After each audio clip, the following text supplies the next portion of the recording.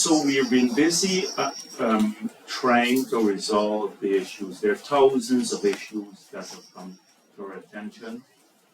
As you see for yourselves, people are not shy.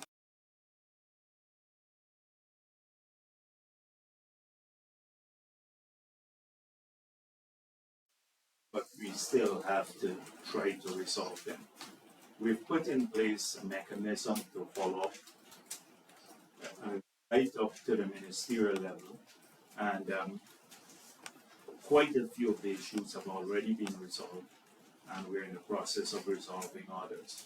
So I want to urge people to continue to utilize this mechanism, but with that understanding that there are things that we can do, and there are other things that we may not be able to do immediately.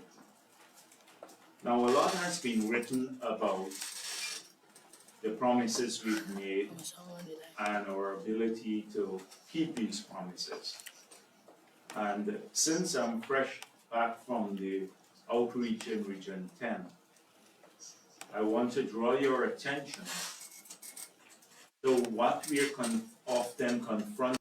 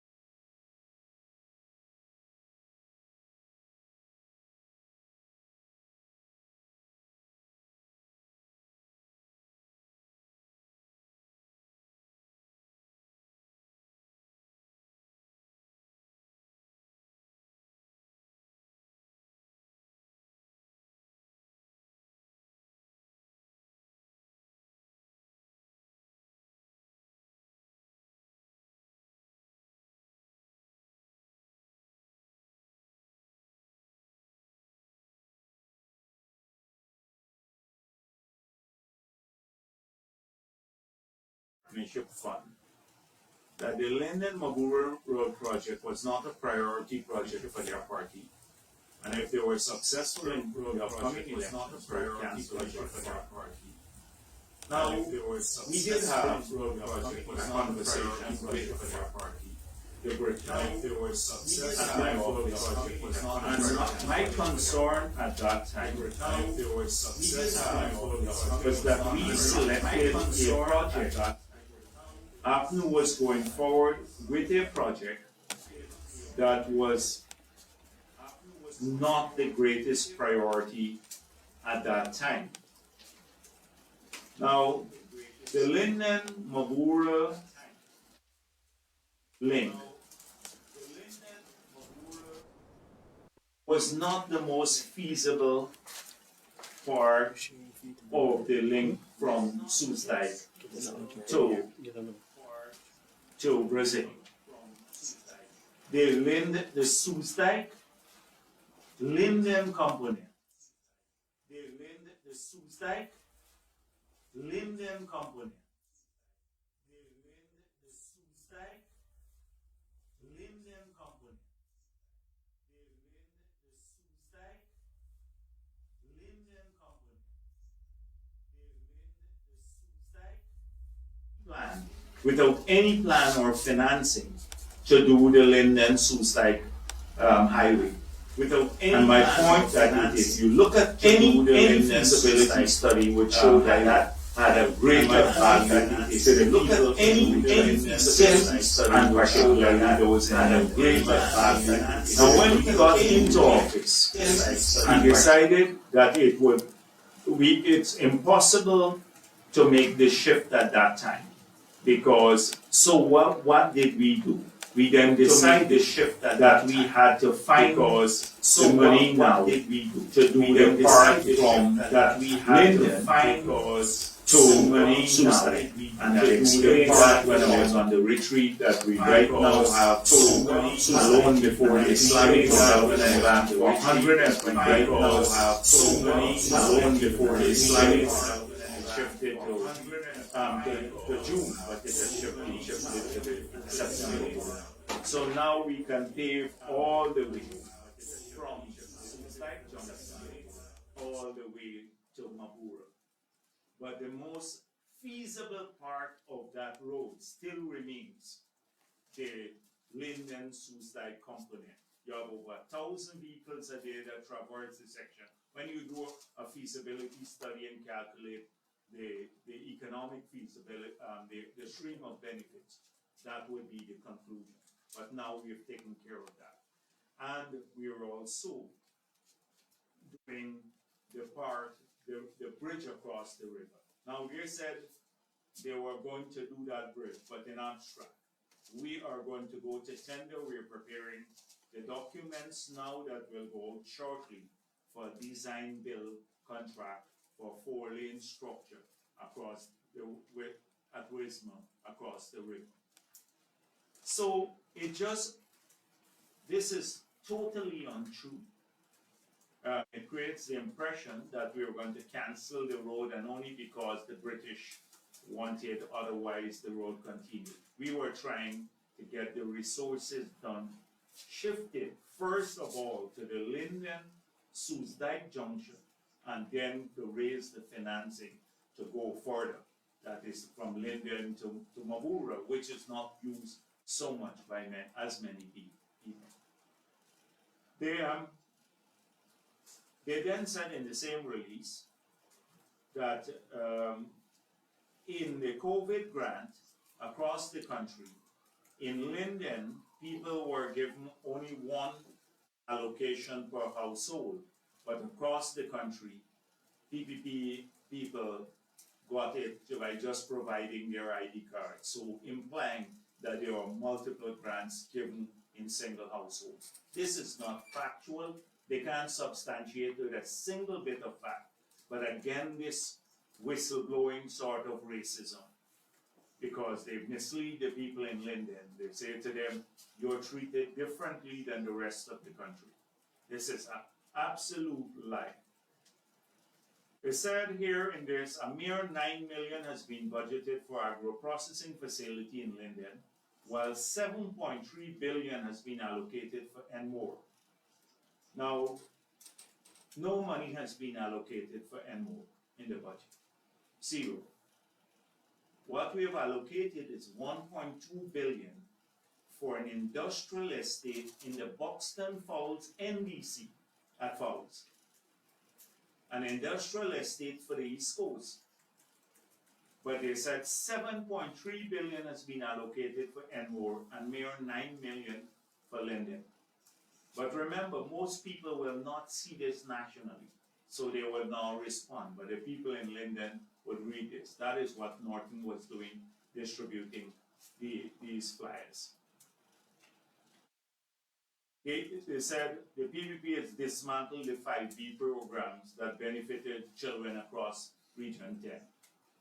Now, for someone to say this, and when we've now reinstituted the 10,000 grant and taking it up to 25,000 per child in both public schools and private schools, clearly is delusional, but they actually said it.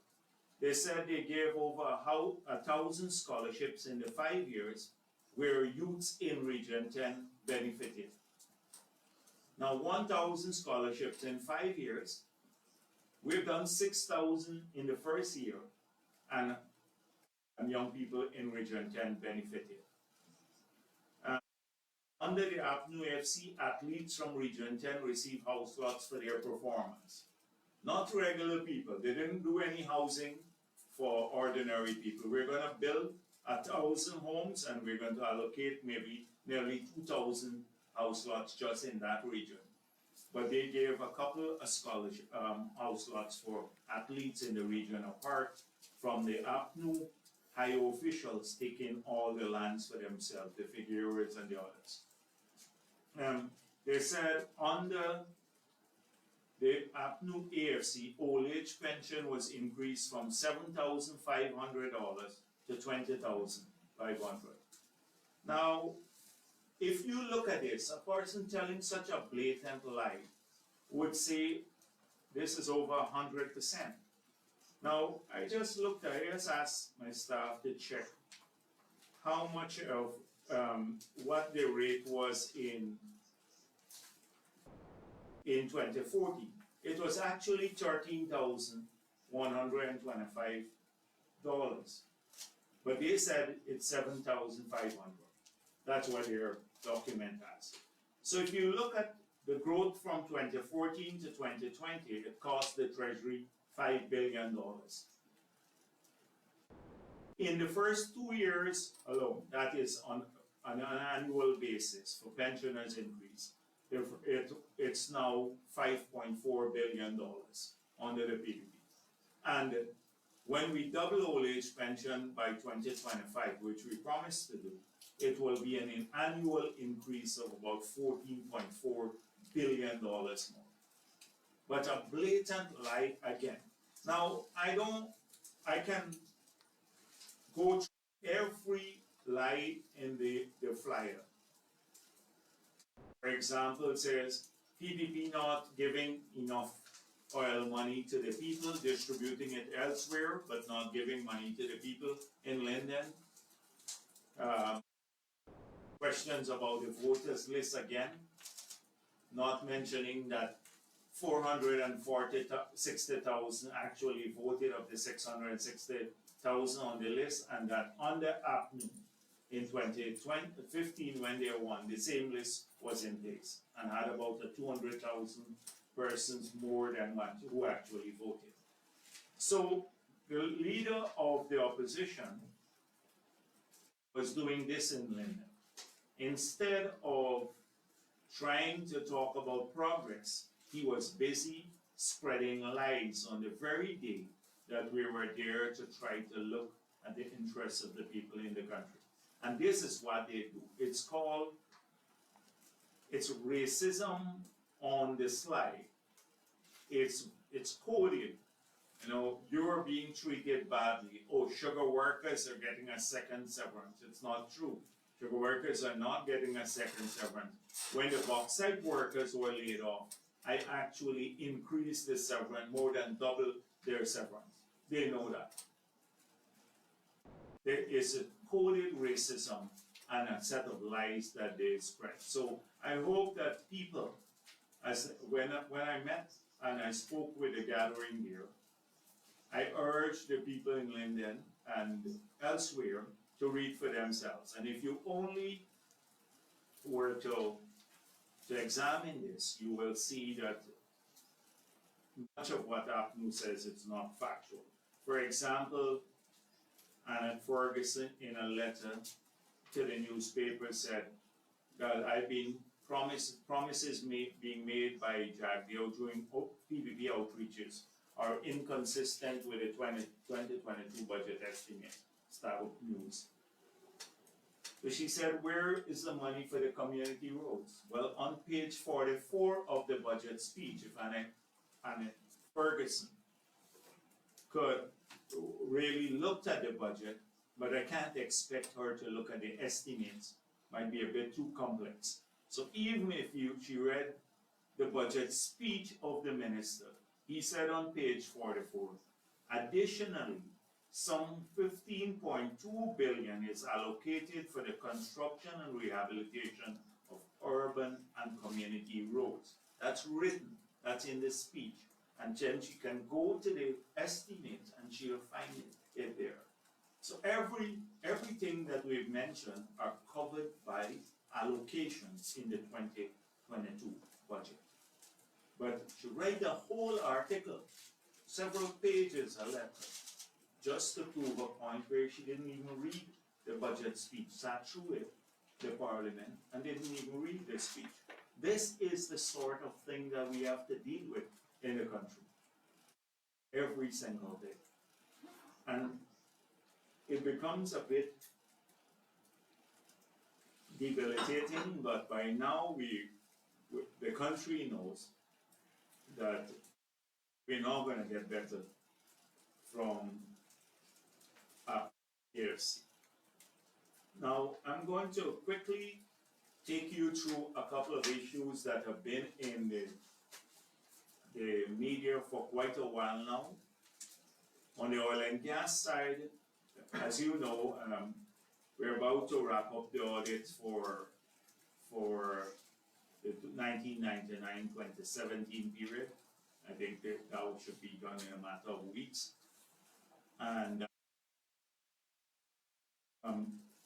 but the findings, once that's done, we will inform the public of the findings.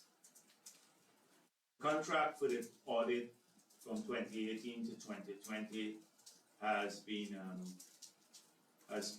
approved and signed now, and we're going to begin work in June.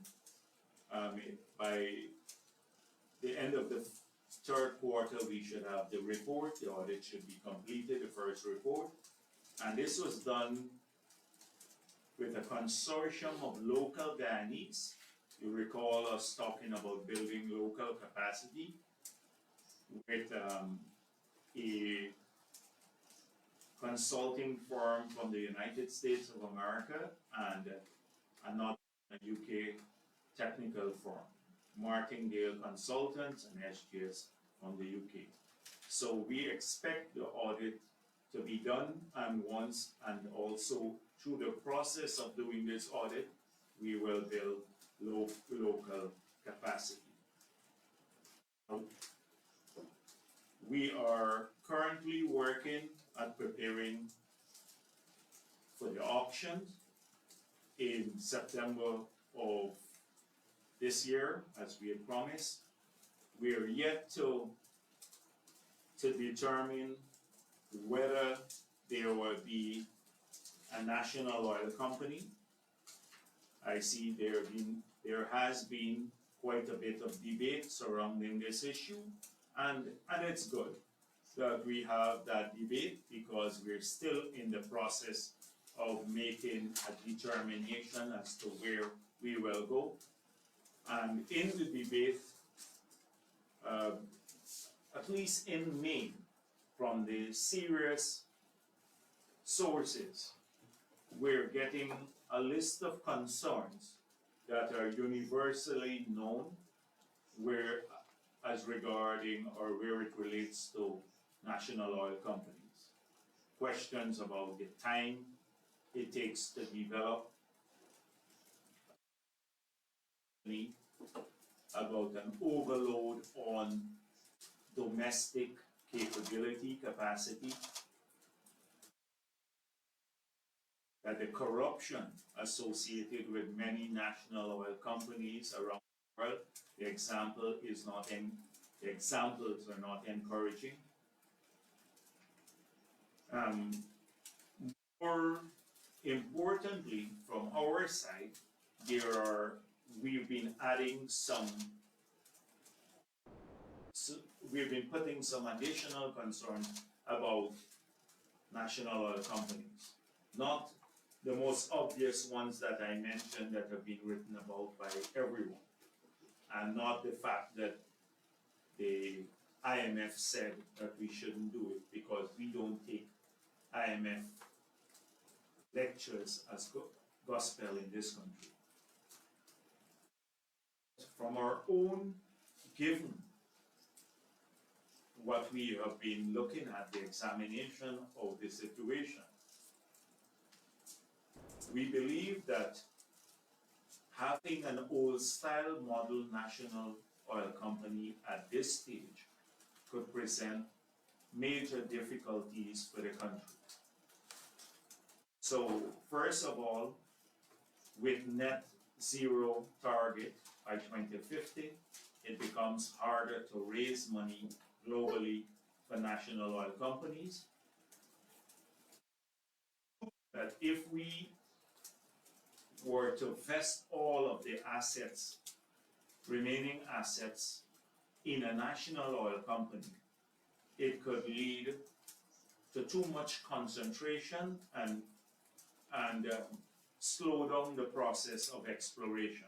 What I mean is that having just one strategic partner to work with would mean a much slower process of exploring for improving our resources in an era when we have to accelerate the proving of these resources and possibly get them out before the world totally decarbonizes.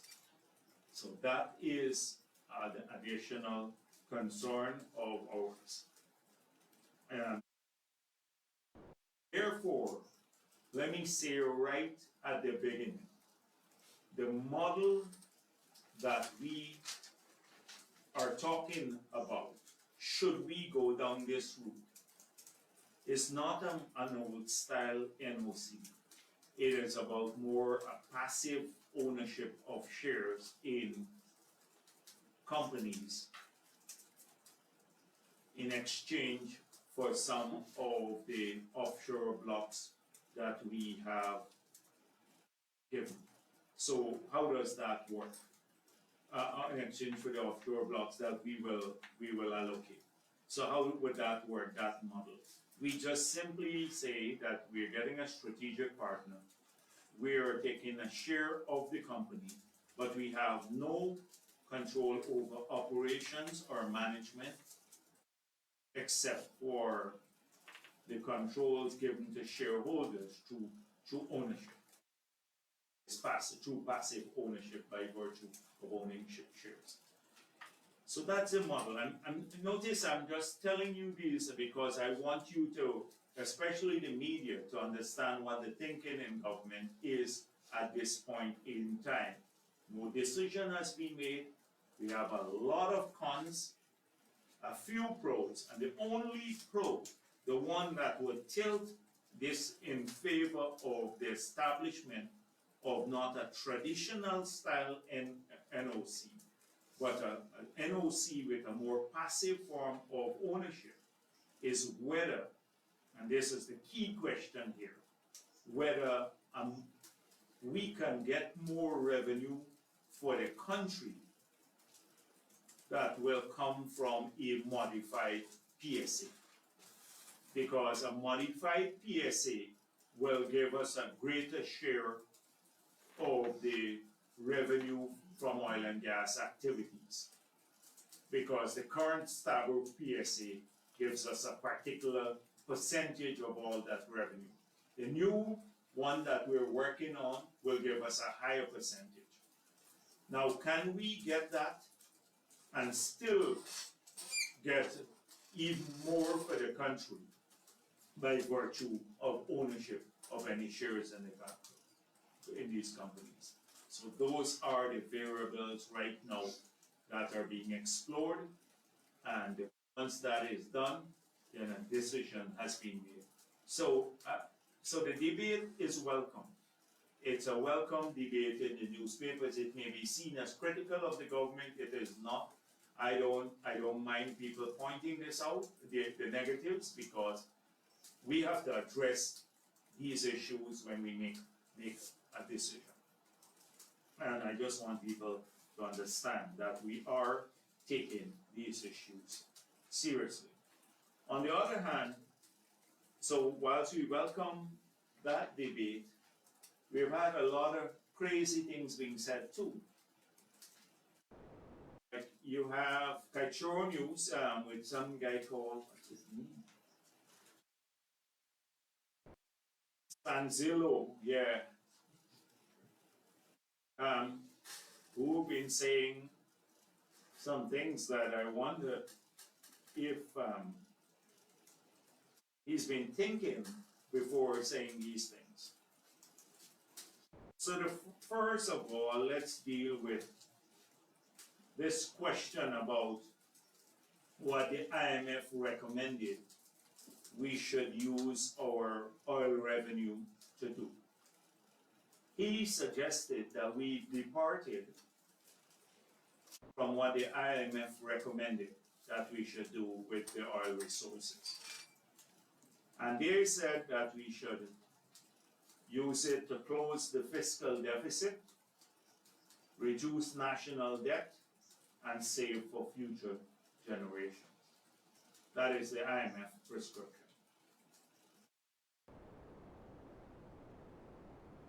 Let me, before I go into why this is not a sensible or a feasible option for Ghana, nor will it bring the greatest benefit to our people. Let me give you a couple of facts.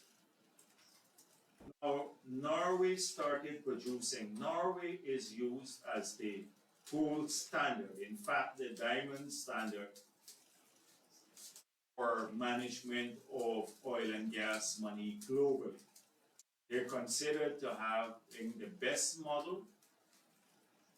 They have the largest sovereign wealth fund in the world, and everyone uses Norway as the model. So Norway started producing oil in 1967. It established for the first time a sovereign wealth fund in 1996. 30 years after Norway started to produce oil and gas, Norway then established the Sovereign Wealth Fund. Norway's per capita GDP was $2,514 in 1967. In 1996, the year it first established a sovereign wealth fund, like what we have a natural resources fund, its per capita GDP was in excess of $37,000.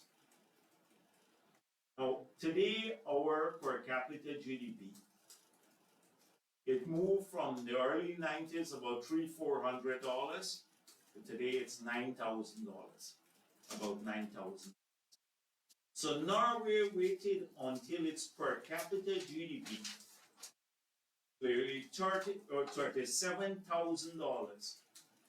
30 years after it started producing, then it started saving for the future, because it recognized that you had to build national capability first before you started saving for the future. From day one, we are going to start saving. We established a saving fund, there's no natural resources fund. And we now established a sliding scale formula where once revenue exceeds 500 million per year, then that's a de minimis level. We start sharing, saving a growing percentage of the amount received.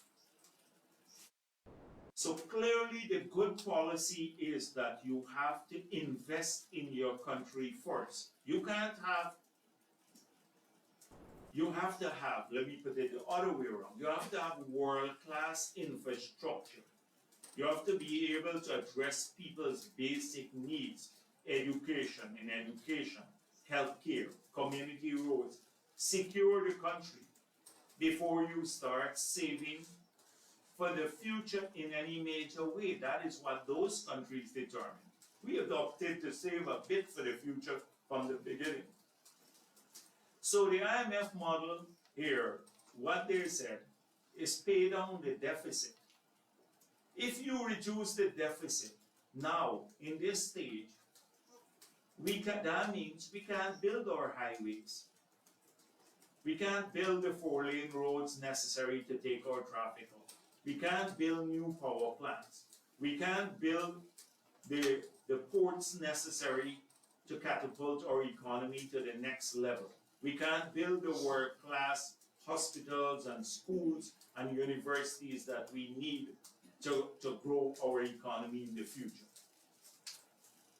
The IMF core job has been balancing budgets and making sure that you have balance of payment sustainability. They were set up as an organization to ensure that the external accounts, the BOP, was in balance. They're not a development institution. They won't work on development plans for the country. So paying down the deficit at this time is a pro policy, and it is absolutely not needed at this time. Secondly, reducing the debt. Now, our debt figures, the total debt in the United States of America is about 100% of GDP, about 101% of GDP. In Europe, it's about 88% of GDP. Our total debt is less than 30% of GDP, but external debt in Ghana is 16% of GDP. Our capacity to borrow is significantly greater than most of these countries, and it's one of the lowest in the world and in this hemisphere. And it came down from 900% of GDP in the early days. So we don't have to reduce our debt further. We have to borrow for our highways now, but on careful terms. That's what we are doing, our hospitals, etc. Our capacity to repay is greatly enhanced. This guy says this. He has done no debt sustainability analysis, which we do constantly for Ghana. But he sits somewhere in the world and says, oh, they shouldn't be borrowing. With this utter nonsense. So again, paying down that debt would not allow you to build out the infrastructure for the future, but he says we must do this. Then he says further that we should. The third point is that every Ghanaians every citizen owes ExxonMobil $9 million Ghana dollars. Now, I don't owe Exxon no $9 million. Do you owe, any of you here owe Exxon $9 million? So nobody, I don't know about that. The only debts that this country has to repay is debts contracted or guaranteed by the state. And I told you that's only 16% of GDP. No debt contracted by Exxon or any of these companies are guaranteed or we are party by the government, nor are we party to those debts. So you don't have to pay the citizen of this country. So he claims further that all these debts have to be repaid and everything else before we'll get any money.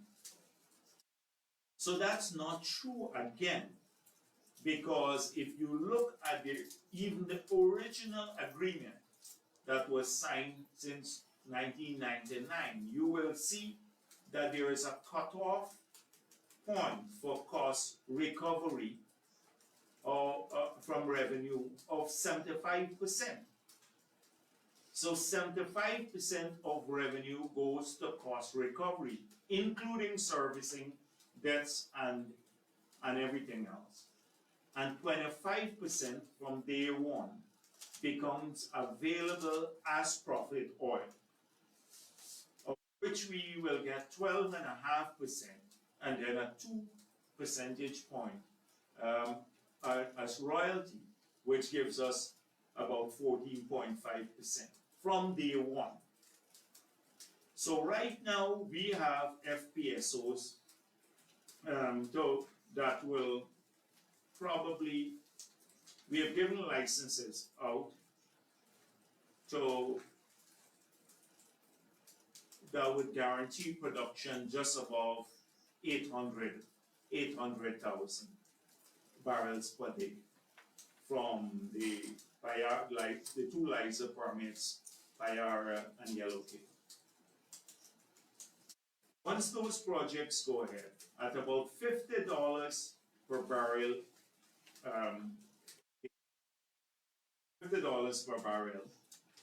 our share will be worth maybe about $2 billion per year.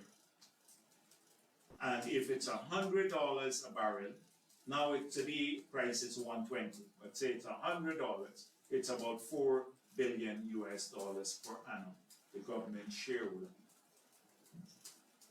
Now, that is more than twice the size of our total debt now. 1 year's revenue in the future will be about twice the size of, more than twice the size of our current level of debt.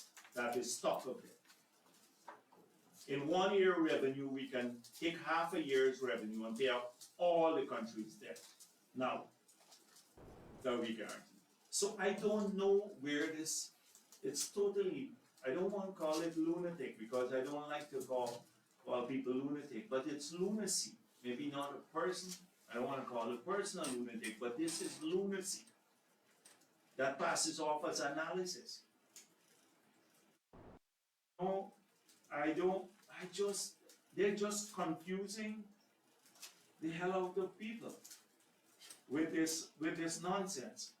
Now, apart from that, it is not true that we owe $9 million each to Exxon, nor do we have to pay that back. We're forgetting the contribute and that there will be a revenue flow to the Treasury. You have to look at the contribution of this sector to the rest of the economy. The gas that will come in, that would allow us to generate cheaper power, which will have a major impact on our industries and consumers. The ability to produce the liquids that would allow us to cut cost of living through the cooking gas. The business through the other linkages in the economy through the local content law that will generate employment, maybe 5,000 people directly employed, and a lot of business for local. That has an impact on the economy. The de-risking of Guyana through, say, the expansion in the service sector, new hotels, more services to people, they contribute to a greater well-being and greater economic opportunities for people. So this is the total effect. I'm not looking at just the direct flows to the Treasury. None of this comes over in the analysis. So I would urge you, I don't want to spend a lot of time on this, but I can go through it in great details. It's just utter nonsense, and it's been raging. I don't know where they find these people. From some International Institute for Energy Economics and Financial Analysis. It is a fraud. Everything written so far is fraudulent. It's on the other question again, this brings me to the point about the urging not to renew. There's been a lot of people internationally and locally who've been urging the EPA not to renew the permit for the Stabrook Field license. Effectively, that would shut down the production of oil and gas in the country. So that means we lose all of these revenues and we lose everything else.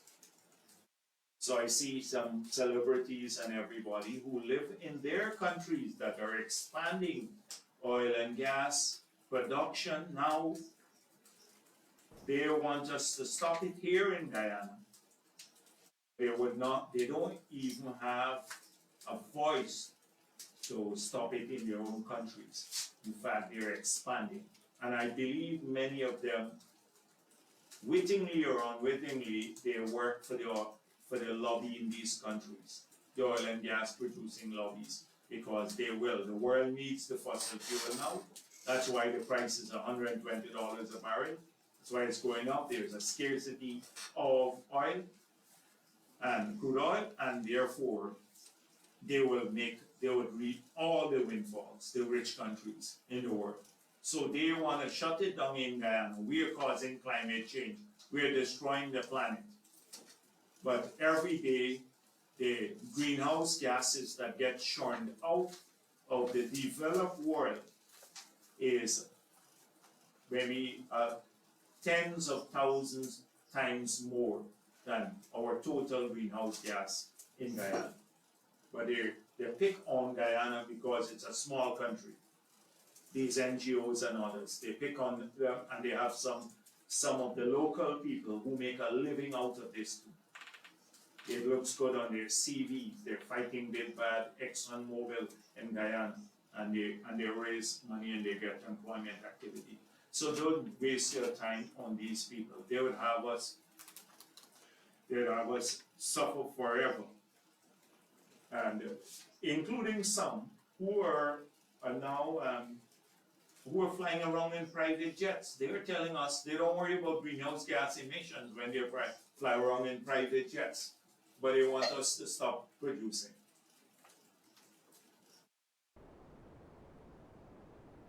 The gas to energy project,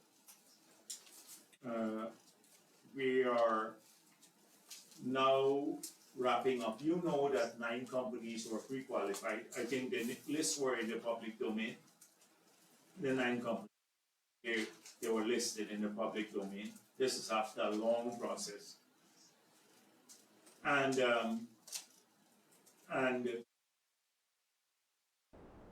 a request for proposal will now go out before at the end of 2 weeks to these 9 companies to make the bids now for the power plant and the NGL facility. So we are hoping that that will happen very soon, and that we'll be able to move forward with this project that will transform the country's energy supply and also our supply of the liquids that we use. It's a very feasible project that would allow us to expand our economy, to cut our carbon emissions, and to ensure that that our development strategy gets implemented. Now, I would like to say something about this. A lot of the companies that are tendering, they have local representatives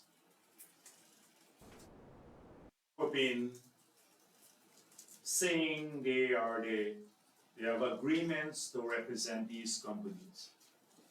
And they're trying to get these companies to meet with government officials. Now let me make it clear. If any of these companies believe that meeting government officials would have, and anybody represented that to them, that they can arrange for them to meet government officials and it will improve their chances when the bids are evaluating, they're wasting their money by paying these local representatives and they're wasting their time too. Because it's a lobbying industry. We've seen it with this process, an overload of people calling to set up meetings. We don't want to meet with anyone. We want to meet with them. And if these local people are representing this to the foreign companies, that somehow they will get a preference here, the answer is no. We've seen this in some other cases. We've seen this in other cases. It's going on and on. A few months ago, we've had cause to had someone arrested just here in this building. This was someone that met me in the oil and gas conference, Guyanese, and he took a picture with me. He then went to a number of people, collected money from them, told them he had a close relationship with me, he could arrange to see me. I've never seen him in my life. And at the meeting he asked, at the conference he asked to meet with me. So I said, contact my secretary. So luckily we got this information before. He then showed up here because my secretary called and she arranged a meeting. He showed up with another person that he was conning, bringing to the meeting. And he was arrested right here. So if this is going on, it has become almost like an industry now, where people are claiming they represent companies and all of that sort of thing, and I don't know what they're representing to these people. So if anyone is stupid enough to lose your money by thinking you will get any preferences because somebody arranged a meeting with some policymaker, well, it's your loss. It's your loss. So we're there because I've seen it happening here. We're extremely happy that most of the big projects are moving now too. As you have seen, the bridge was signed, the bridge across the Damar River. We have just gone out for the first phase of the Parika to Schooner Road. And this phase will make a big difference. It's about $10 billion, about 50 million US. The bypass between Crane to the bridge, a 4-lane road, several, maybe 40 something or so bridges, and that will start very soon. As you know, the contract for the 4-lane to Diamond has already been awarded. I mentioned to you the Linden-Soestdijk Highway, Spain, that's before the ISDB board. We're opening bids for the Berbice Road, Amsterdam to Molson Creek. This is removing the utilities from the road so we can pave that road. The bridges to Lethem have already been tendered. So quite a few of these things. The contract for the Ogle to Eccles bypass has been done. I just wanted you to understand that we're moving rapidly on these transformative projects too. as we move on addressing other concerns that people have. The hospitals, we were in negotiations with those. I mentioned the energy project. Amila, we have been in discussion with the company since November last year. Where the discussions and negotiations are very difficult. And as of April 22nd, they wrote us saying that they're having a hard time doing the boot contract and they want to shift to a EPC plus finance, that the government finances the project and then there would be the EPC contractor. We're in the negotiations, we're still trying because to get them to meet the commitment that they bid for. But you know how this started. They started with Site Global, which is a subsidiary of Blackstone, choosing China Rail. And then the project didn't go through, we retendered, and they came out at about 7.7 cents per kilowatt hour. Under Blackstone, when Blackstone had chosen them, they were about 10 point something cents per kilowatt hour. But now they're saying they can't go ahead with the build, own, operate, transfer. They want to change the basis to an EPC plus F finance. If we can change that, if we can't get it done under the boot, we can't proceed with the company. We'll have to retender. They will not be able to conclude the contract because that is what the tender was about, a build, own, operate, transfer model, not an EPC finance model.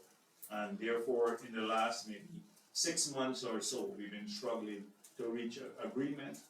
So we are now going to have to give a deadline and then cancel if they can't proceed as the original model. So that we may have a setback there on that, but on the solar panels, remember that's our money. So those 35 megawatts will go out to tender very soon. That is for Linden, Essequibo, and Berbice. So the gas energy project is running apace. This one is going to be tendered to 35 megawatts. A mile we are stuck now with the possibility of having to retender because they can't conclude on the basis at which we tender. So that's on the energy side. So that might be a bit of a setback, but on the other hand, we're moving full steam ahead. So I just wanted to bring you up to date on those issues.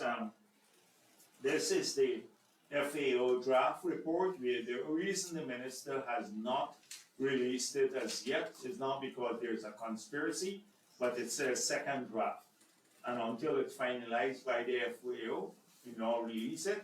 But this is what it says on page 33. I read it back again. Currently, there are no major construction activities associated with the oil and gas sector in Guyana that are directly affecting marine or coastal habitats. Oil is being exploited from drill ships or floating production platforms rather than permanent rigs, and no pipelines are being used or under construction. The floating drilling rigs might serve as an aggregation point for pelagic fishing. In the same way, fish aggregation devices attract fish. Current oil and gas related activities are taking place far offshore, well beyond the major fishing zones on the continental shelf. Any impact of the floating oil and gas infrastructure is therefore only likely to affect positively or negatively the industrial line fishery for large pelagic fishes. While production in this fishery dropped in 2020, it fully recovered in 2021. Some edits and stuff, because it's a second draft, but that's the main report. And so there is no big conspiracy. They looked at it, and they came up with this conclusion.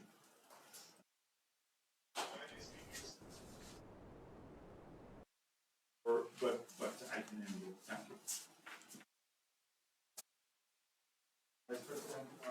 You're currently in trouble with your court bill.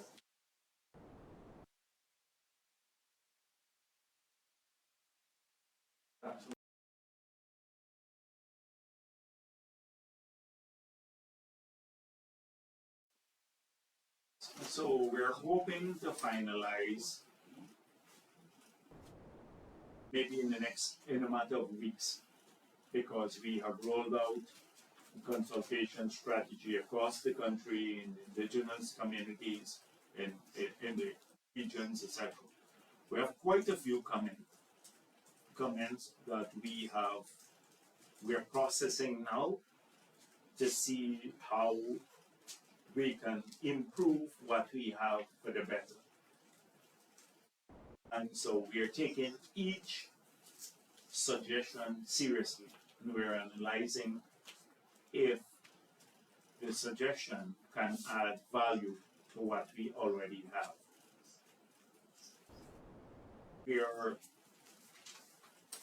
We anticipate that as soon as we complete this, with the Parliament would have, as you asked, the Parliament would have a look at it and debate it.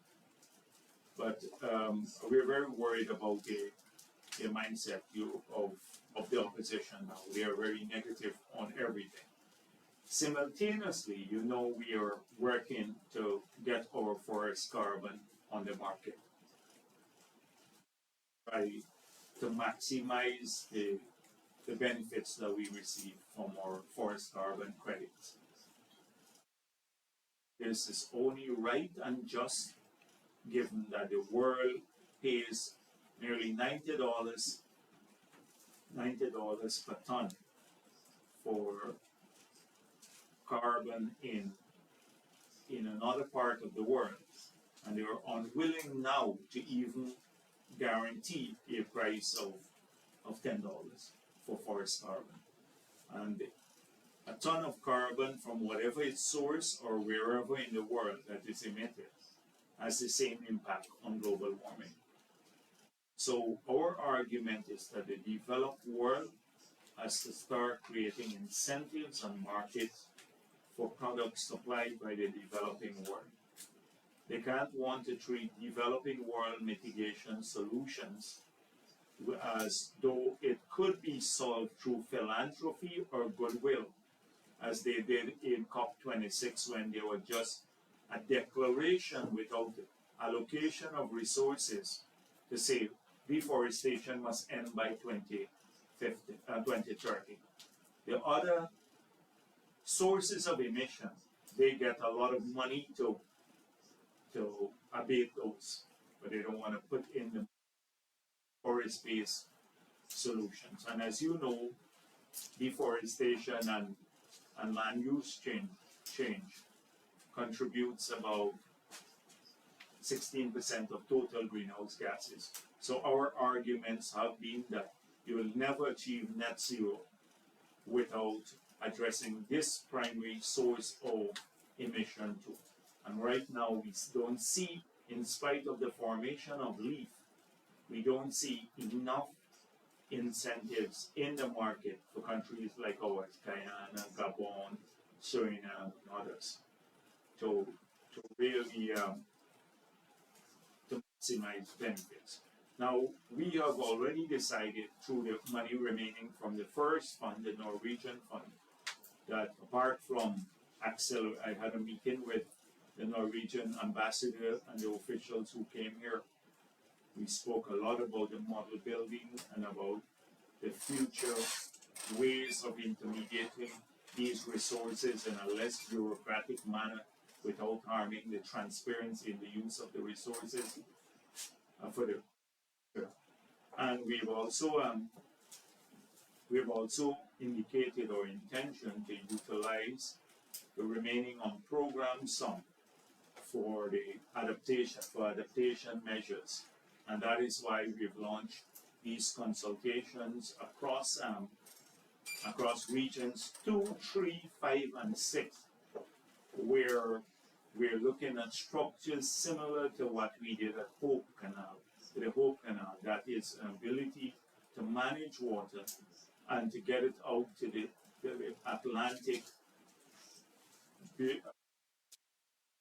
So as quickly as possible, given the changes in the intensity of rainfall and the amount of accumulation we can have in very short periods where there's inadequate storage and the rivers and the drainage canals, they can't store water in any major way. So this is where we're utilizing some of those resources on adaptation. So as I said, the LCDS, the expanded LCS would focus heavily on adaptation, preparing for the future, climate proofing our economy, even if we have money to spend some money from the oil and gas sector to climate proof our economy. And then secondly, heavy emphasis on water conservation management or watersheds, a whole range of other issues, integrated water management plan aggressively pursued. The biodiversity component, but just now expanding it in a major way to involve research and development and utilizing of the biodiversity of the country, not to preserve it in perpetuity, but also to bring some economic benefits to our people from using the biodiversity, but you have to use it in a sustainable manner. And then of course the forest carbon benefits. On the marine economy, which is part of the LCDS too, we are in a number of measures, including mangroves, etc., that can enhance the contribution of the marine economy, but take conservation issues out into that sphere now, because for a while it has been focused on largely on land and particularly in the forested areas. So we're getting feedback on all of these issues from various sources. Indigenous communities, some of them wanted to find out how much of the resources will be allocated. We have set aside 15% of whatever we earn will be given to indigenous communities. We made a commitment to FPIC that APNU just threw out the window. That's a free, prior, informed consent. We resuscitated the land titling program. A lot of these issues, we welcome the extensive feedback. I have some questions of why, but on the court,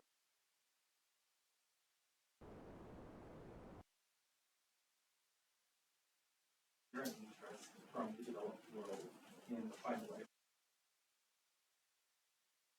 So on that, the forest carbon the international framework. So my point is that given what I just said, that the developed world, particularly the leaders, although they recognize the importance of preserving forests to biodiversity and to a climate objective, this has not been matched by the resource flow necessary to support that. And if in the agreement that is the COP agreement, this is not reflected with support from the developed world, then the ability to create markets surrounding forest carbon, similarly as how markets surrounding other types of carbon have been created across the developed world.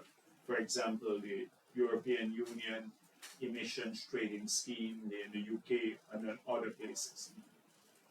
Then unless you have those formal markets in place, you're never going to see forest carbon trading at a price approximating what's taking place in any of these markets. So clearly, much more work has to be done by the developed world in pushing these frameworks. And even when there is support for a framework like LEAF, often the mechanism is a bit almost governmentish, if there is such a word.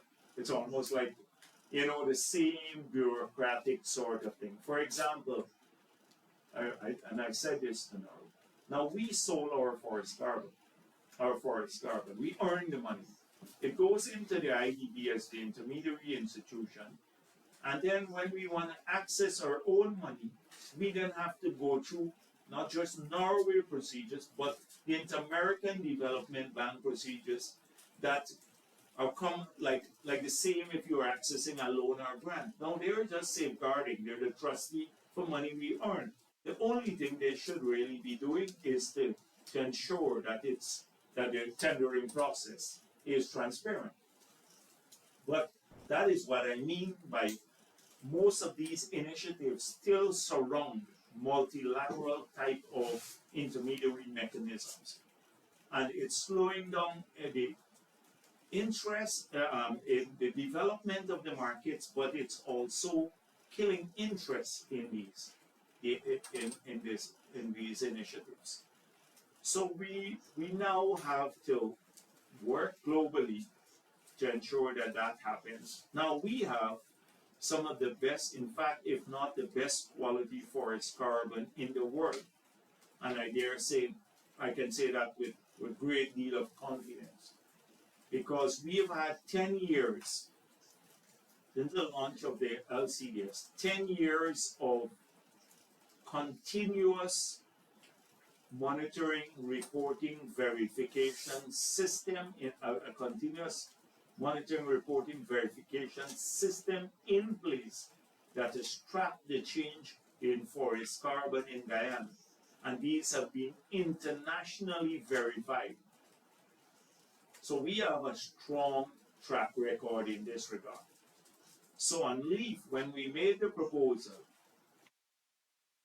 it's one of the countries making proposal, and LEAF has been verifying these credits.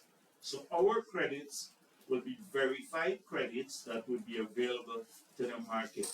And then we went up ahead with a request for proposals, which closed. That's a bidding process. So now we have received some bids basically, and we're in the discussion on those. And that would involve pricing issues and stuff like that. So notwithstanding what's happening globally, because of the quality of our forest carbon, and because we have acted early.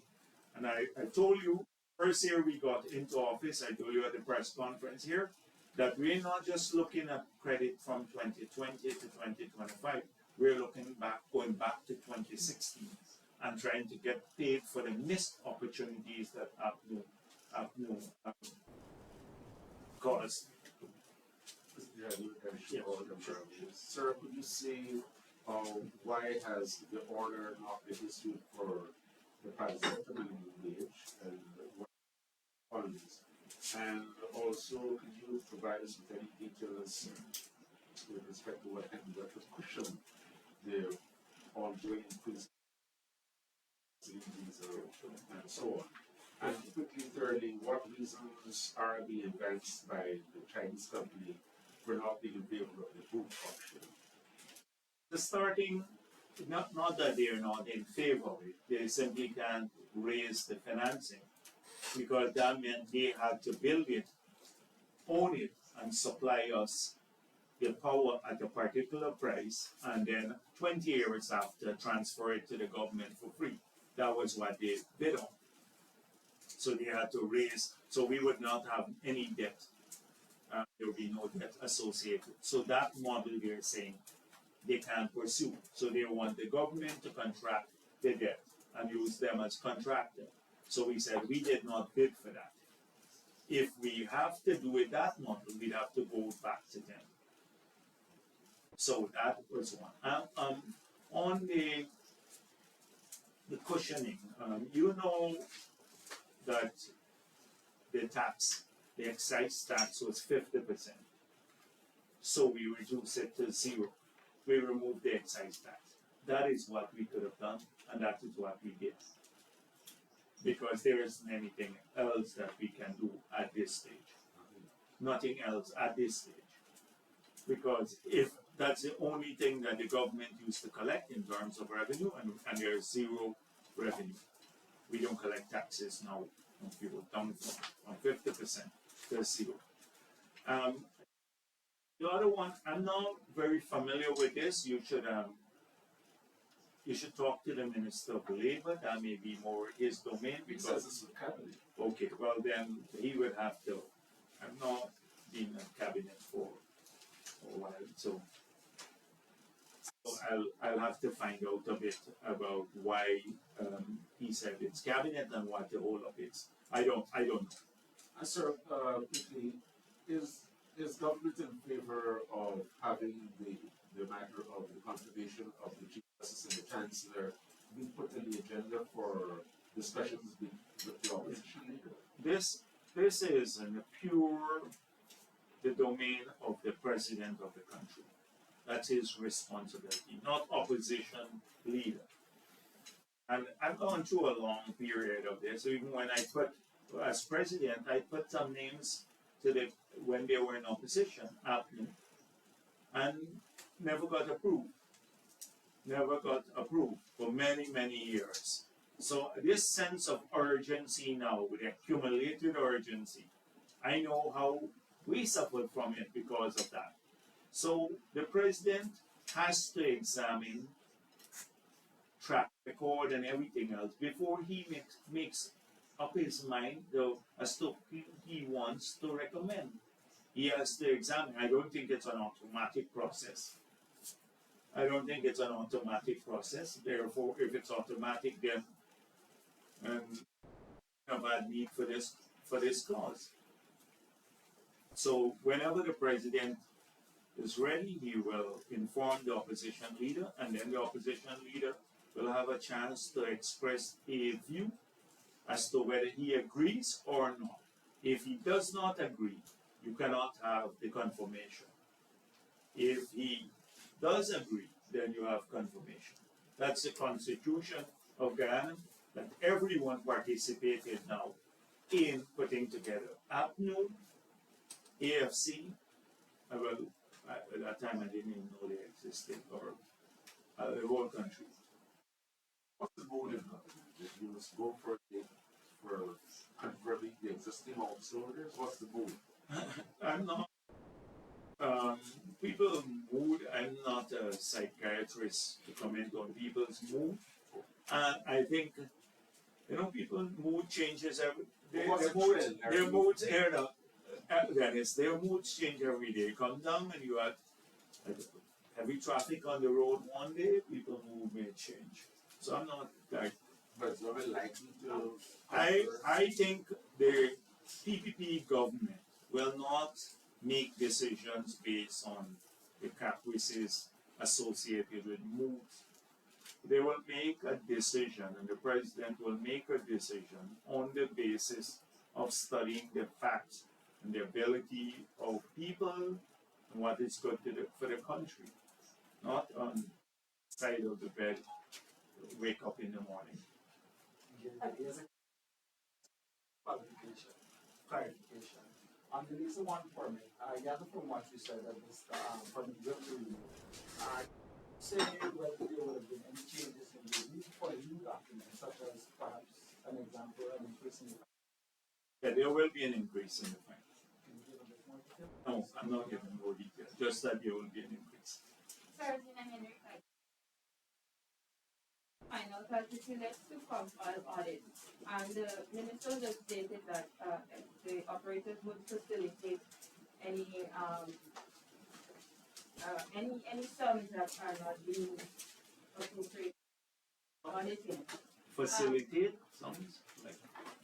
Yeah, they would not basically allow for the claims to be made. That they would allow for the claims to be made. Is that written, sir, or is that just a vocal commitment? No. That's the purpose of the audit. That's the whole purpose of the audit. Yeah, he said beyond the time frame that the operators would allow. Is that written or is that? I dealt with the issue of timelines already. And I made it clear that the timelines in the contract, with Exxon, is agreed that none of those timelines will affect our ability to audit. That means if you don't do an audit, like within the first 2 years, then you lose the right to audit. So we have not lost the right to audit. Secondly, the purpose of the audit was to ensure what goes into the cost bank and what doesn't in expenditure. So if we find in the audits expenditure being made that do not form part of the cost bank, then the adjustments would have to be made in the accounts. And so it's either the accounts it would be adjusted in a manner that could see an increase in our profit oil. Okay?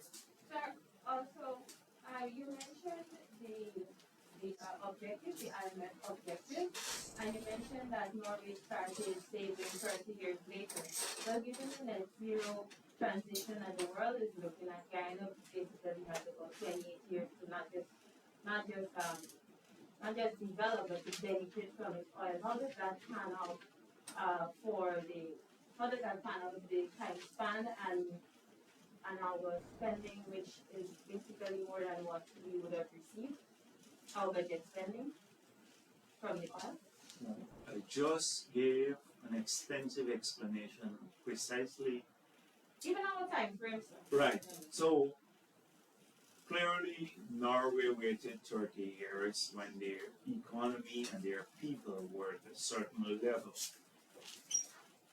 of they had good quality education, healthcare, the economy was kicking, the people were living a decent life before they saved for the future. Here, in the original period, you would think that some people were saying we should save every cent now, even though we have so many national needs to be addressed. We had to find a balance between them. There are two extremes. And that is why we have, right at the beginning, committed, if you look at our manifesto too, to a sovereign wealth fund. And from the beginning, we are starting to save based on the formula that is in the Natural Resources Fund Act.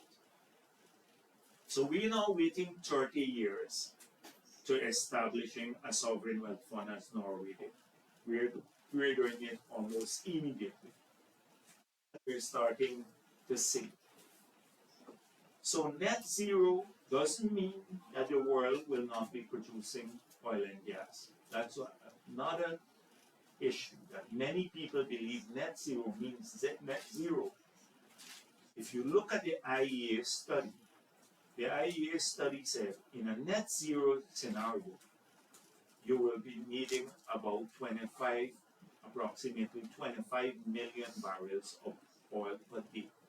Now it's currently 100 million barrels.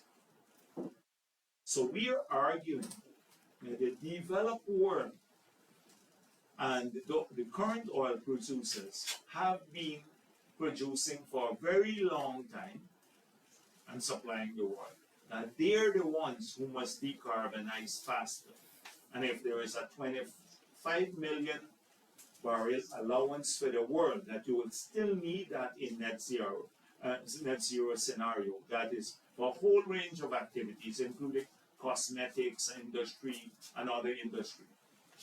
That the developing world, countries like Gabon, Guyana, Nigeria, Suriname, they're the ones who must be producing that in the future. So it doesn't mean shutting down production too. But your point about we are balancing both interests. We're saving now and we're. Sorry, is the government concerned that the value of the global oil market will decrease over time, and that might have some effect on the income that we might be getting for the value of crude in the future? Well, it's anyone's guess, but given that now in the short term, given that world demand for energy is growing and the pace of supply to meet that demand of fossil fuel, of renewable energy, is not keeping abreast with the pace of growth in demand, then what you will have is a greater demand for fossil fuel energy to be produced. And that's what's happening in the near term. And especially if you take Russia out of the supply mix. So in the near term, I don't see anything on the horizon that will accelerate the pace of production of renewable, point where it starts cutting deep into the supply of fossil-related fuel. But in the long run, the idea is that, yes, we have to plan for that future. And that is why when we say, in this window, we have to accelerate exploration and try to get as much out as possible and utilize the money in a manner to transform our economy, to climate-proof it, to get our people standards of living up, and save some of the money before the window closes or becomes narrow. That is the logic. That is precise logic, what you're working on. So just for the benefit of my article, can you please state what would be the negatives of this new form of oil company? Because you said the reason you guys look at that is to address setup and financier and all these things. But if you think about it, if it's just a passive ownership, it also addresses the more popular concerns, including the set time, because you just Yes, so the key thing was, so globally there is a sense that if you own it, it belongs to the people, and some of these companies were set up in a way to break foreign monopolies. I think we're not there in Guyana. So the key variable here, the key variable, we are going to change the PSA. So let me give you, for example, so if we're getting, say, 50% of total revenue now through this PSA, I'm just using figures, not the exact figures, but just a way of illustrating an example. So the new PSA can then give us, say, 60% of all of the proceeds, the revenue coming from our company. So a company, whether national oil company or not, has to give us at least 60% of the proceeds in the new PSA should they start production. Then we're thinking, would ownership give us another set of money? So assuming we own 10% now or 20% of another company, will we then get even more, 60% coming to the budget and to the natural resource fund and the country? And so that's a key variable. But to get that 20% ownership, how much money do we have to put in a risky venture? What if you have to put in money now and there is a dry well? Now there is this point about, I see a lot of that. If the wells are dry and they never move to a production agreement, the companies lose all the money. If they start producing like what Exxon did, then they have the right to claim back the exploration expenses. So many people don't know that. For example, they say, oh, we have to pay back all of these people all the money that they're drilling for these dry wells. I saw some of that in Kaijor too.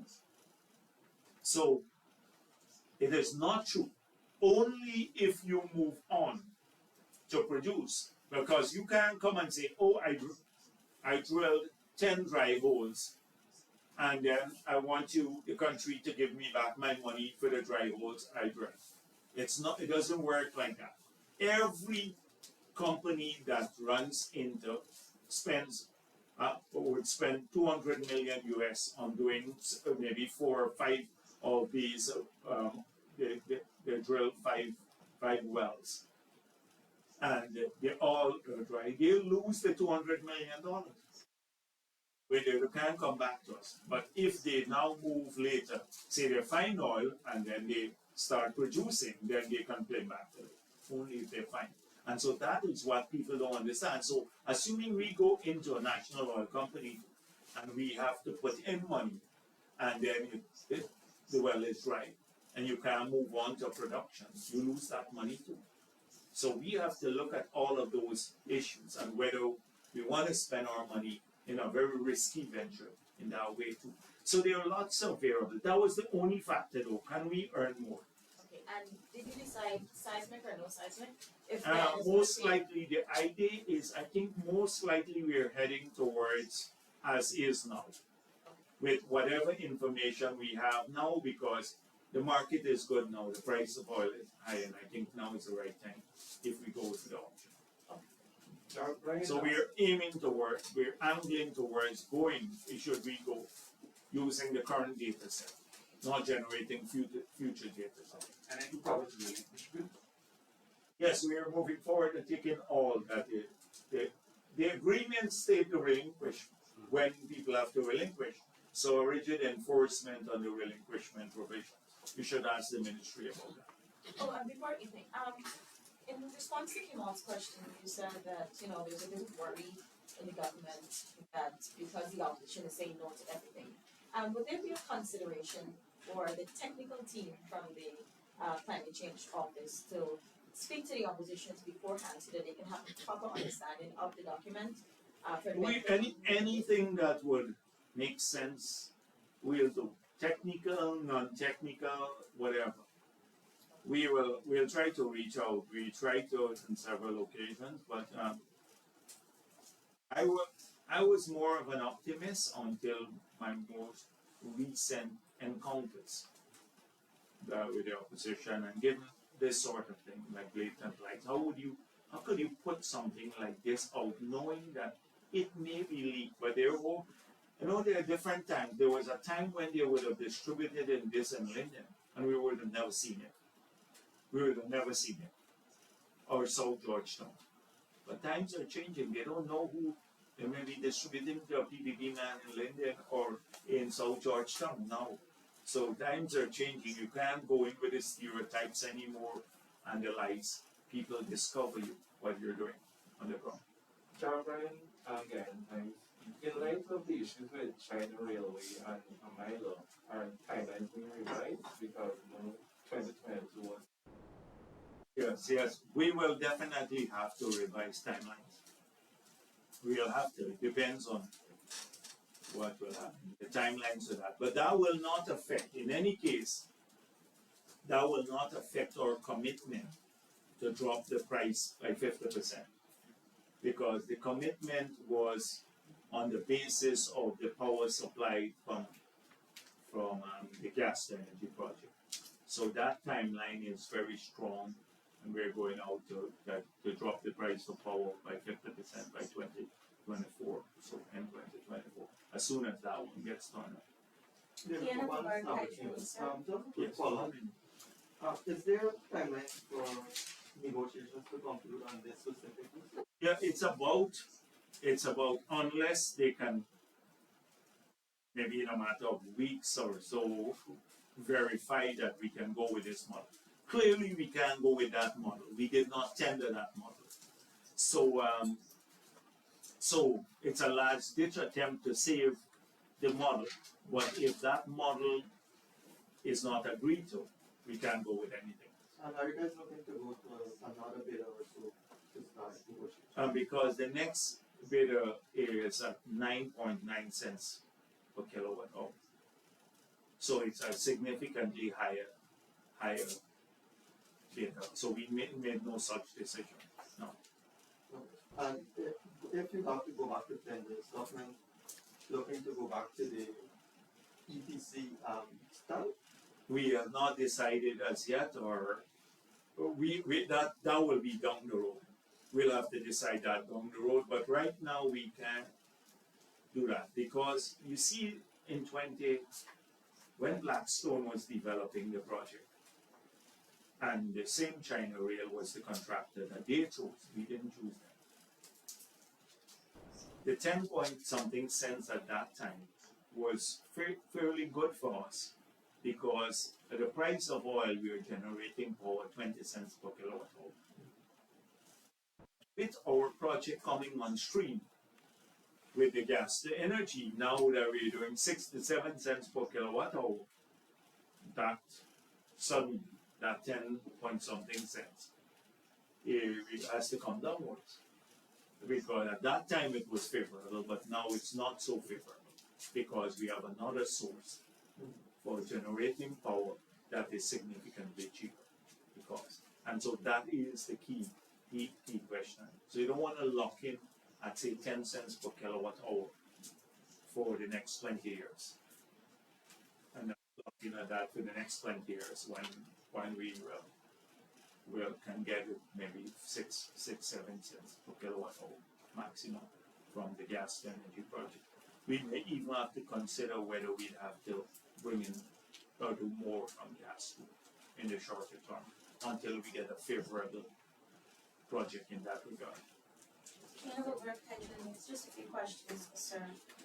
We've seen reports from the USA, UK, and Canada, all of which are saying that they're moving to increase the royalty system that we have for the oil and gas sector, especially when we look at the profits that many companies are making during this particular time. Can you say what would be Guyana's position, Yeah, sure. whether we would follow in that pathway or not? Secondly, during the Guyana is considering a partner from the Middle East for the model that you would use for the NOC. Can you say why the Middle East was chosen as opposed to Trinidad and Tobago, which has a lot of experience in what not to do with an NOC? And thirdly, can you give us some color on some of the biddable items? For example, would royalty be one of the biddable items for the auction that we have in September? And has any decision been made as whether Exxon would be excluded from that process? Fourthly, sir, can you say to what extent? One minute.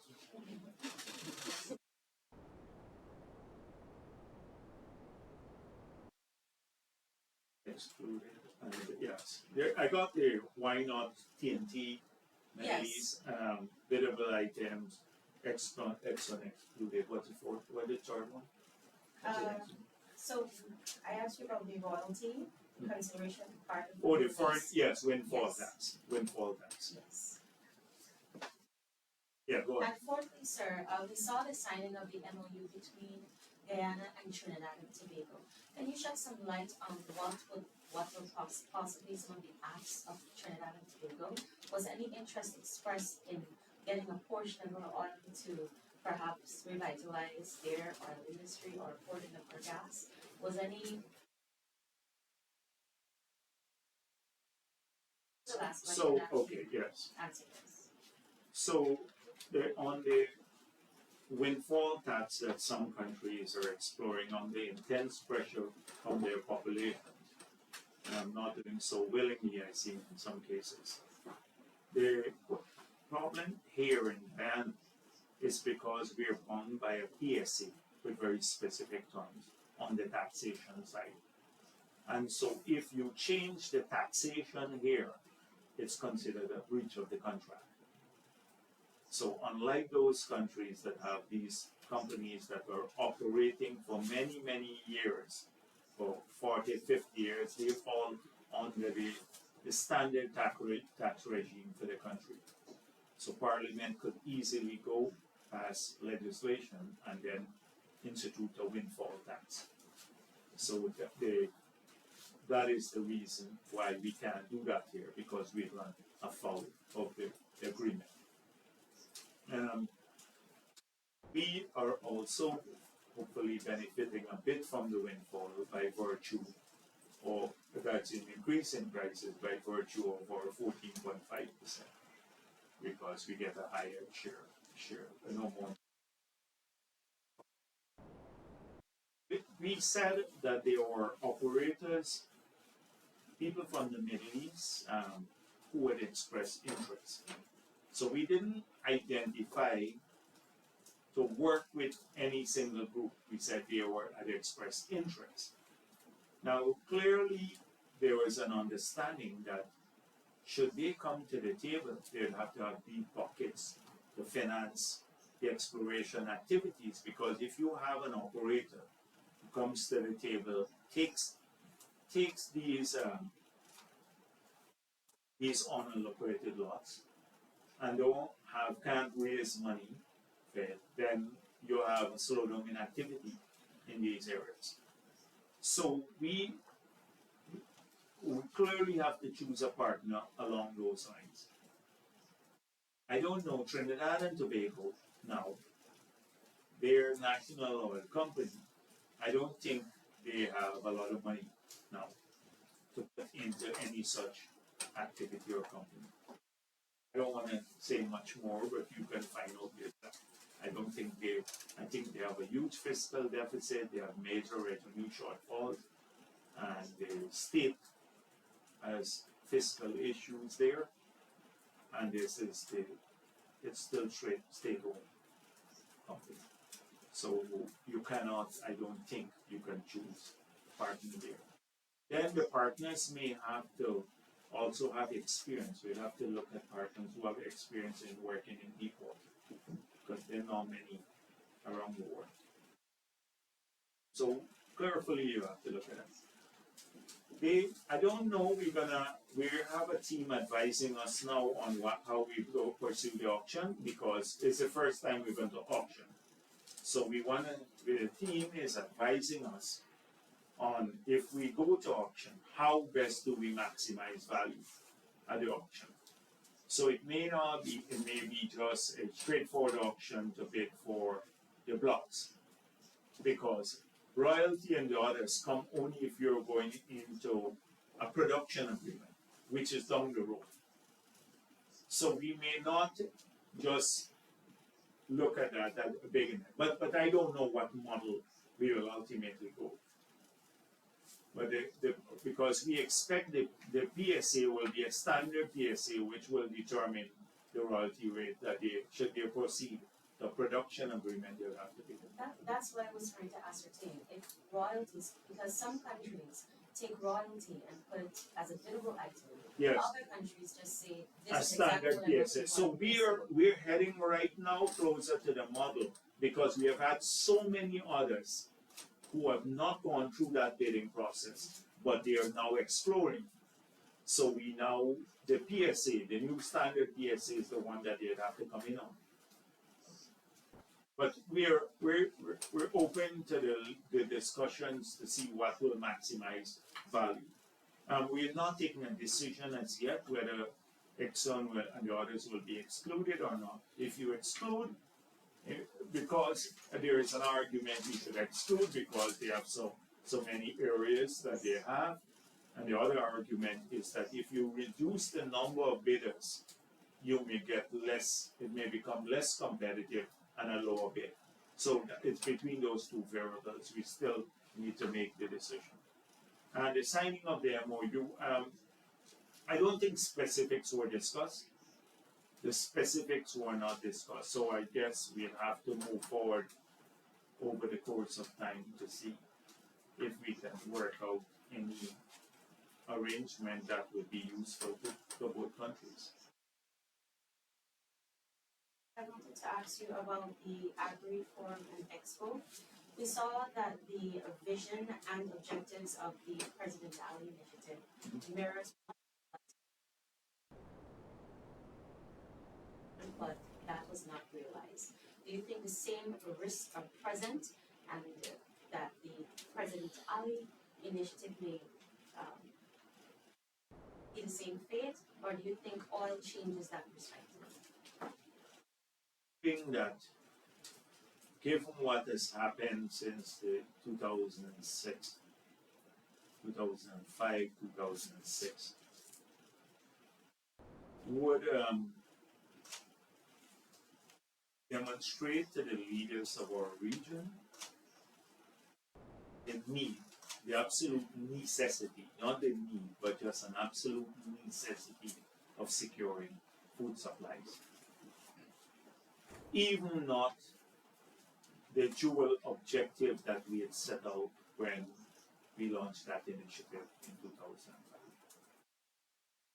which was food security and a commercially viable agriculture sector. So we were working on two fronts, agribusiness and also ensuring we had food to eat. The world has seen a lot of turmoil, and we've seen governments fall because of inadequacy of food. We've seen hunger develop in many parts of the world because countries, even with resources, can't secure supplies. And the way it's going now, as I think one of the prime ministers pointed out, if a ship can't sail from Miami in a few weeks, if for bad weather or for whatever reason, many of the islands will not have any food. And so we knew that right at the beginning. We urged the regional leaders to, as early as 2005, to focus on this. Some countries have moved forward on food production, others have not. In Guyana, we have made great strides towards, we are a net food exporter. We're now self-sufficient in many of the things that we were importing, and we're looking to even further replace some of the things we're importing through very specific plans. So we have, in Guyana's case, some specific plans for corn and soya. We've co-invested. We now have a consortium working on this. They started growing already. That is it. We're now doing the trials in wheat. We believe we're in a matter of maybe 5 years. We probably could produce as much wheat as we consume locally. We're bringing in livestock from Barbados, from Brazil, the embryos, animal for dairy and beef, large quantities, maybe 2,000 heads of animals coming in from Brazil.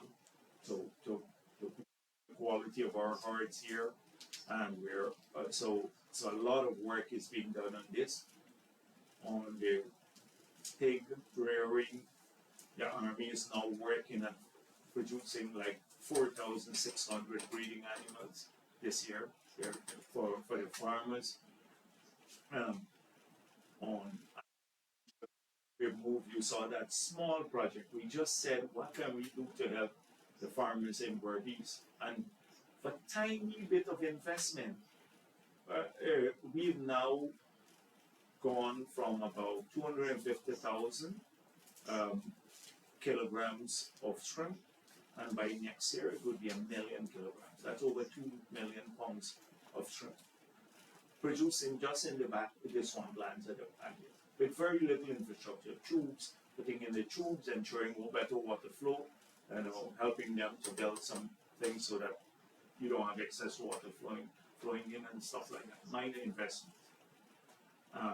We're going to look at hemp as a new industry. We'll table the legislation.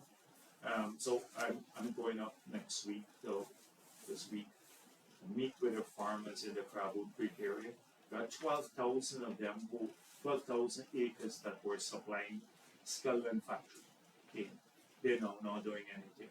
And the road going to the bridge, Molson Creek Road, we're doing a road now. That has opened up another 18,000 acres of land. That's about 30,000 acres of land, leaving out the 30,000 under the Skeldon factory itself. That we're now looking to put into large-scale agriculture. So it is a lot of focus on we have a strong focus. We are looking at the policies, the research necessary. So in Guyana's case, we can support the region. President Ali has been doing this, supporting the region. We can push, we can bring focus on this, try to remove the barriers to trade and to development and co-invest with people. But in each country, the leadership has to be taken by the government. And that is why I pointed out the speech I made here, that there has to be a champion in each country for the sector. Just like how you have champions for the tourism sector in the region. You can't want to develop agriculture and give no tax incentive for agriculture. But you have tourism and you get all the incentives. You have to also give the agriculture sector. You have to allocate a share of your budget to building the infrastructure for the farmers in all the regions, in St. Vincent and all of the islands. And I know some governments are doing things, like the Prime Minister's current focus is heavily on that. You have to, if you're taking loans, you have to borrow for the sector. So you can't just have agriculture growing and neglect totally and treat it as a residual item at the budget time. If you to balance the budget, you have ring fence expenditure in tourism and other areas. And so all the cuts to balance the budget comes at the expense of agriculture. That's not going to ensure that people have food. And we're making sure long into the future our people can feed it, would have food to eat. Because this world is where it's going, water stress, climate ravage, all of that, and with supply problems, people are not going to have food. Look at what happened in the US. President Biden had to authorize the military to fly in baby food into the US from Europe. So we are not going to, that's why we're looking to that future for our people. And for the region too, if we can create the markets and the barriers come down. So whilst we recognize there is that danger, in the region now embracing the same initiative and moving forward, we're going to encourage work with people, but here nationally, where we at least can determine what happened, then we're going to push aggressively. And that is what it helps also with keeping the economy balanced so that we don't suffer the same dreaded Dutch disease. Focus on other sectors going to. Yeah, this question. Everything that you outlined there is pretty, but all those things were reflected in your initiative. All you had the constraints and you had the solutions.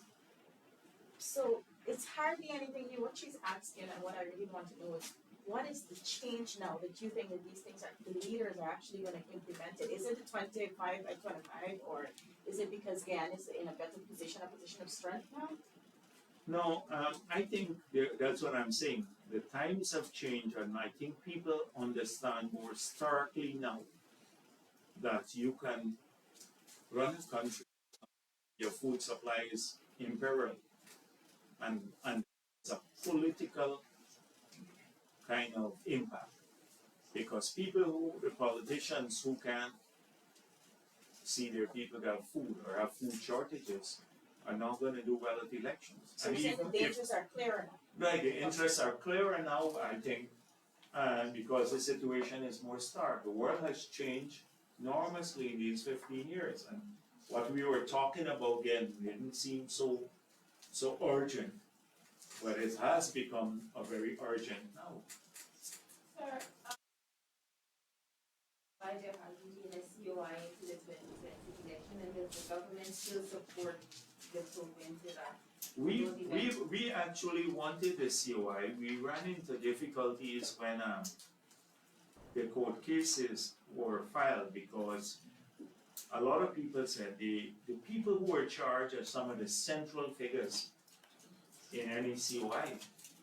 And now when they're charged, they will, as their defense, they would say, I don't want to appear at the COI, or whatever I say there could incriminate me in the court case. So you may lose the key figures who were in charge of the rigging in any COI. So that was the rationale. But we believe that it is quite clear that there was an attempt to steal the election. It's quite clear that's going to be conclusion. So yeah, any COI would conclude that, and we remain still pursuing. There were accusations from both sides. So what I'm No, trying to get at, there are accusations from both sides, right? but But the my- SOPs can be produced, we produce our statements of poll, the statements of poll before the Chief Justice that they always had, show that the PP won the elections. They need to still tell us how Mingo came up with those numbers that he published, where he got them. And don't you This think was a even COI before the will help? result. Don't you think a But COI Mingo- from GCOM? But not the Mingo, government. will not be able to tell the people at the COI because they wouldn't be able to call him. He would say, I'm not coming there because I have a court case filed against me. And so if he doesn't say how he came up with it, the COI, we wouldn't know how Valda Lawrence's name got on the RO report when nobody should be signing an RO report.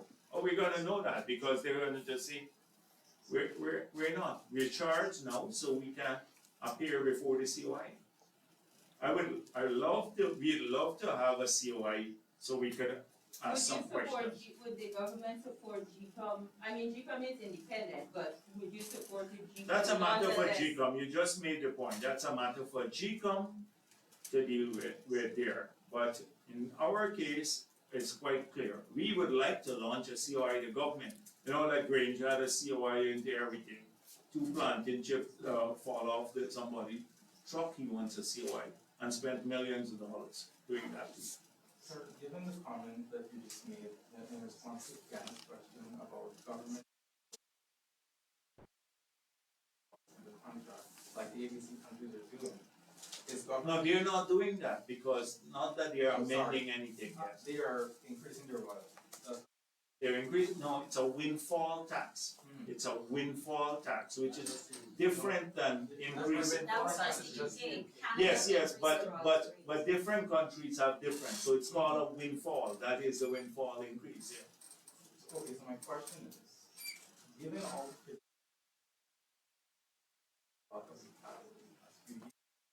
is government looking at reducing the strength of that clause in the model here? You have to strengthen you'll always need a stability clause for investors. But it is what you're trying to keep stable. That is what is important. So we made it clear the things that affect our interests now can be defined. There are the profit share, their royalty rate, the lack of ring fencing provisions, some excessive tax benefits. These are four of the big components that we will see addressed in a new PSA. So you can have a stability clause keeping the new arrangement stable, but not the, so that is how we see it. What's the consideration for the profit share? You come with a figure yet? No, that's what I'm saying, that those are the areas that we will, it can't be done as a single item, it has to be as a package. How much more of the overall revenue of the company you're taking through a series of measures, through royalty, through taxes, through profit share, etc. And then you can compare where we stand in a global spectrum of some of the countries that take as much as 75% and some that take probably 40%, where we stand on this spectrum. So you have to get closer to the top of the spectrum. I think it's about changes. And this is for more, a lot of these are developed jurisdictions, and Canada has a settling industry. Yes, sir. Yeah, I think we're talking about changes as relates to decommissioning. We understand how that the operator is allowed to start getting fees for that action that will take place about 20 years down the line. Would there be any changes to that particular clause, decommission? Oh, no, the decommissioning here, you always have to provide for decommissioning. Yeah, but currently what we understand is that the operator yes. is accessing that. So money you right can now. you can do a number of things. As I said before, we'd have to look at the net take. In such an agreement, it's the net take. I don't want to get into every component and how it would evolve but the net take has to approximate a global situation for a country of similar circumstances. So the decommissioning, you have to have money set aside. It is, do you set aside all of it at the end, or all of it at the beginning, or do you every year make allowance to do that? Those are the variables. And since the operator is accessing this money before the time period, can Guyana say, well, if it's monitoring this money, you're making sure that this money is available when the time comes to use it, doing that the operator is accessing? Yeah, but it's not like Exxon will put the money in there and leave it. Money is utilized in a manner, the funds are fungible. So to the extent that it's utilized, and it reduces the cost of, say, borrowing, which is ultimately a cost to be borne by the company, then that would be seen as productive use. If they utilize it for Exxon private purposes alone, then that would not be seen as a productive use. Sir, CGX didn't intend to drill any exploration wells in Denmark West for the year, despite Minister Bharrat informing are required by February 2023. So, how is government going to treat the CGX? Well, let me say to CGX publicly too, that they have had a long period here, and I'm very pleased that they have moved forward, but if they don't meet their commitments, then there will be consequences. It has to be as clear as that, because they've been nurtured along for a long time, and they have to meet all the commitments that they signed up to. If there are extenuating circumstances, we look at that, but they can't come and they say, oh, we can't raise the money. That's not our business. Then you have to relinquish the law. It's as clear as that. So if they're not moving ahead as planned, there have to be really good reasons for them to retain the areas. It's as straightforward as that.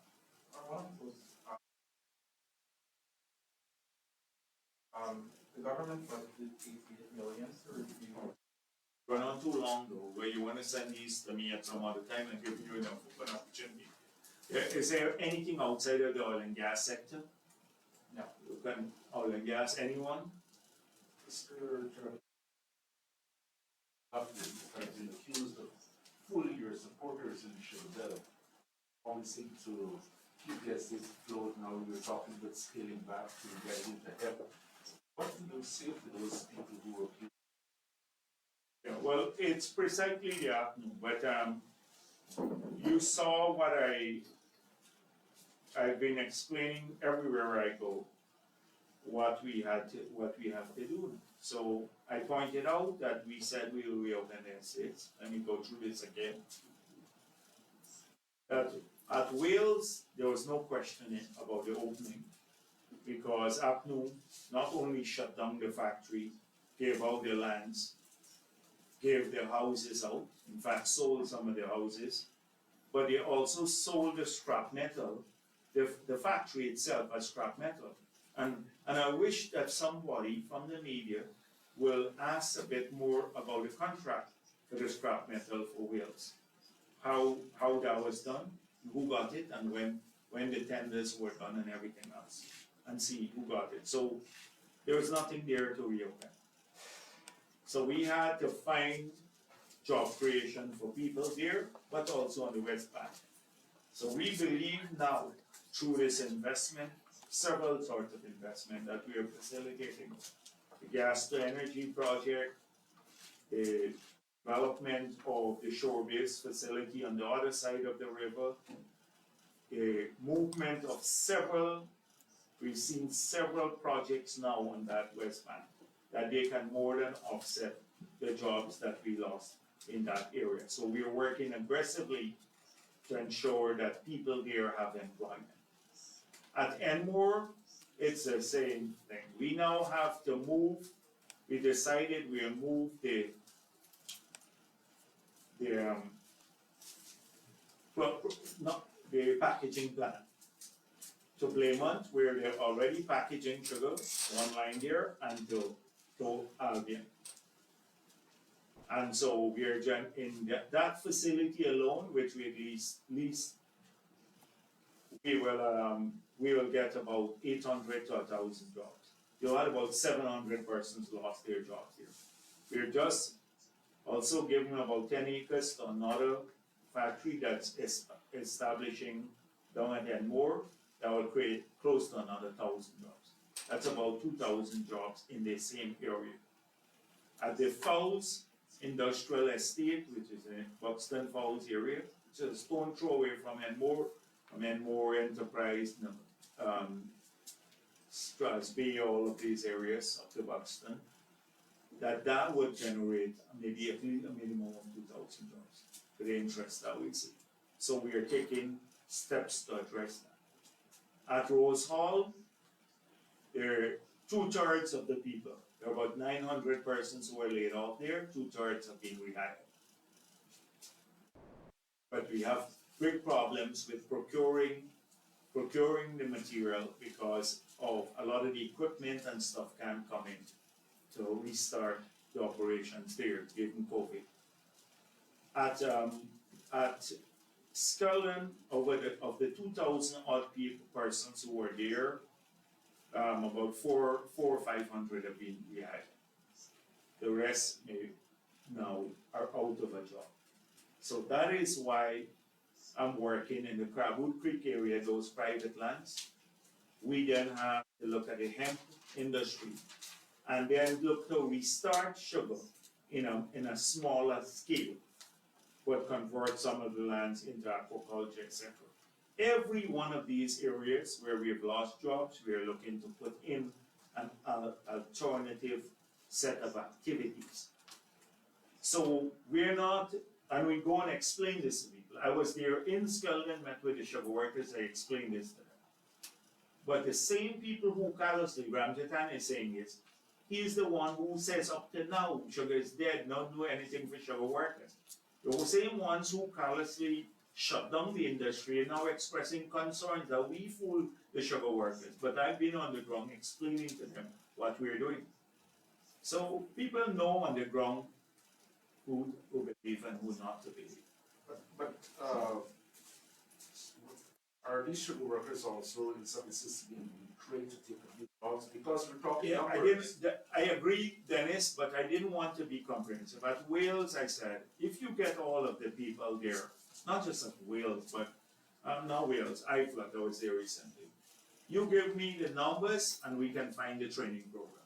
In fact, I know now about employees in Region 4 who are looking for about 400 to 500 people who can hire 50 persons immediately and even train them.